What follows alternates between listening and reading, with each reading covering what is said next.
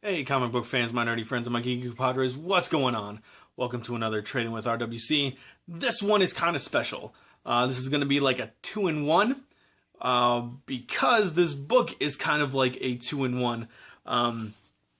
The Red Diary and the Red Diary.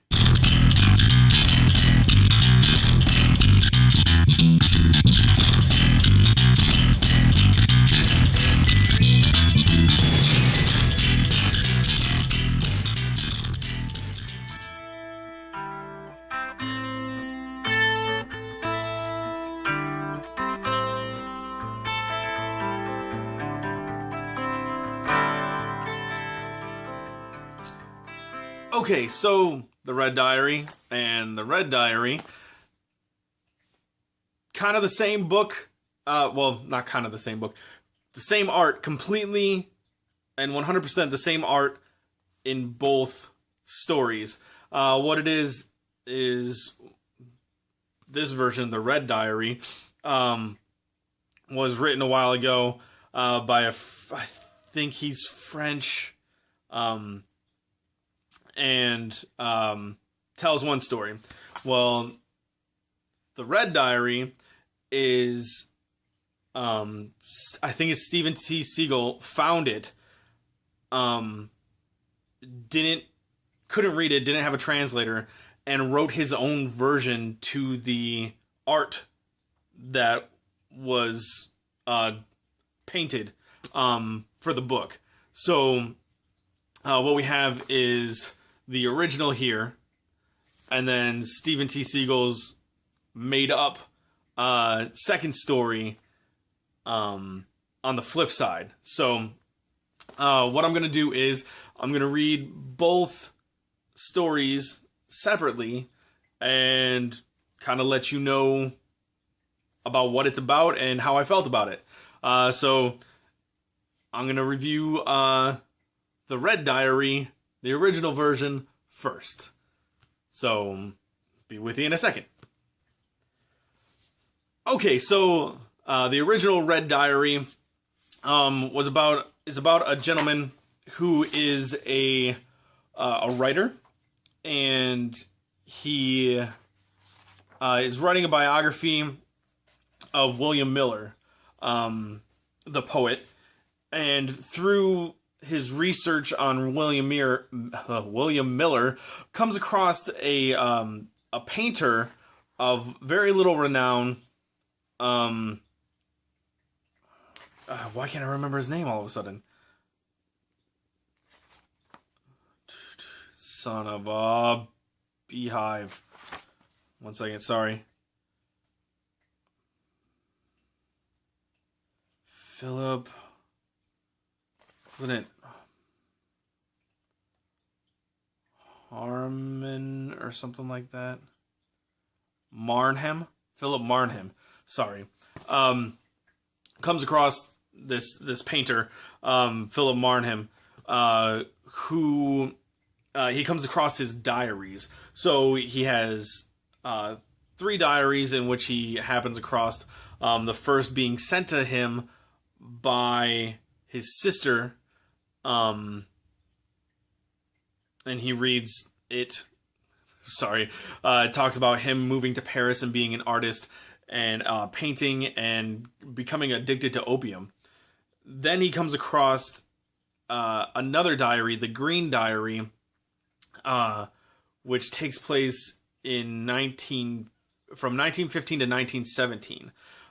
This is a diary of World War II and Marnham being part of like being in the army, and having read these 2 diaries, the writer becomes very intrigued at what happened between Paris in 1914 and him going into the army. He tracks down Marnham's sister, who happens to have just passed away like the week before he tracks her down. but comes across like letters and stuff between Marnhem and his sister and her husband, and ends up finding a letter with a key in it. That letter was actually to William Miller. And the key was to her home, in which he goes and doesn't really break into the house because he has a key, but goes in there uninvited, and finds the Red Diary, which is Paris 1915 to London 1915. And he finds out that Marnhem has been taking on commissions from a gentleman who appreciates his art, and one of the commissions is very secretive. He ends up painting it, and he ends up saying that it's the light of his life, so much so that he doesn't deliver the painting to the guy who commissioned it. He ends up, I mean, you can't really steal your own art, but he ends up taking it and moving to London. In London, he can't sleep, he can't eat, because he thinks he's going to be found by the guy who commissioned the work. Ends up deciding to go into the army and hides the painting in the attic of an apartment he rented from a family. Turns out that this painting that was commissioned is a forgery of Vermeer. The artwork gets found after Marnhem dies, years later, and is now hanging up in a museum. The reason we know that is because in the Red Diary, Marnhem talks about getting a canvas from the 14th century, and it had a drawing of a butterfly up in the right corner of the canvas. Well, he paints over it, and in the museum, there's a piece where our author friend reads that with an X-ray, through an X-ray, they find a drawing of a butterfly in the top right corner. So he knows through these diaries that this is a forgery, but the museum believes it to be an original, that it was done by a master, and they think it's from Vermeer. Our author has gone through a lot of life issues, and decides that he thinks Marnhem would like it better if the painting stayed up on the wall in the museum instead of the truth being let out, and he burns the letters and the diaries that he has found and done research in. Overall, I loved this story. I thought it was really great, very interesting, and the artwork I actually liked too. Here's just one page. That's part of the war, and then we have just, there's Marnhem. I hope I'm saying his name right. I don't think I am, though. Here you go. There's some more stuff. Artwork. I really, really enjoyed this one. I don't know if the other one is going to live up to this story, but I really enjoyed it. So I'm going to go ahead and read the Red Diary, and I'll get back with you. Maybe tomorrow, I don't know. We'll see, though. But I'm going to start reading it right now. I'll see you guys in just a minute. Alright, guys, I'm back, and I just finished reading the Red Diary. Wow, this one was really good, too. Completely different kind of story. Well, not completely, but a different kind of story, in which a gentleman is in the war and dies in the trenches with two of his fellow army men. The only one who comes out of the trench is a man named William Ackroyd. And he is pretty much lost all memory of anything except for his name, where he used to live, and his like ex-girlfriend. So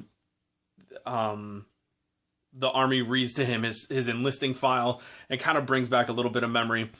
He then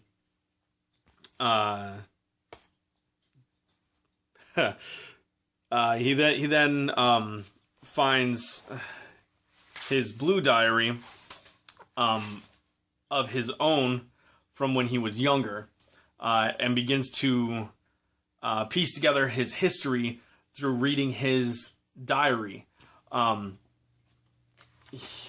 The great thing about this part of the book, which would be either one, depending on which order you read it in, is some of the names are the same. So I'm guessing before it was translated, Stephen T. Siegel saw the names, recognized they were names, and used them in his story, in his version.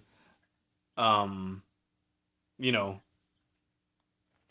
kind of make that connection between the two. So what we have here is a guy who's lost his memory, was in the war with Philip Marnham, and whose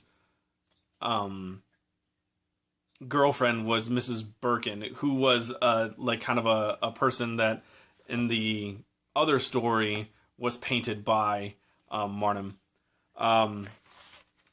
So he goes to find Mrs. Birkin. In this, she was married to a Mr.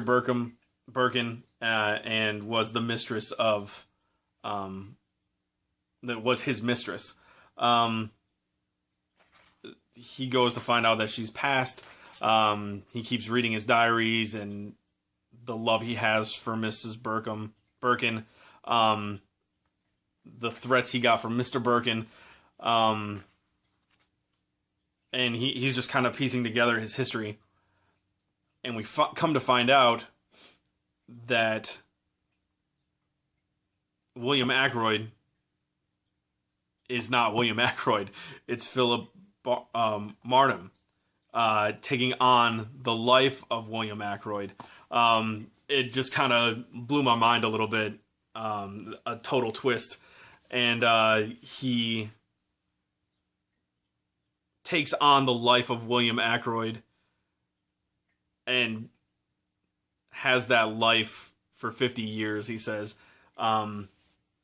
Really cool. I really like that story too. I'm not going to delve too deep into that one because it's still kind of a bit confusing, but totally awesome. So if you guys ever come across this book, The Red Diary, hardcover, by the way, and from Image, pick it up. It is definitely worth it. I really, really enjoyed both stories.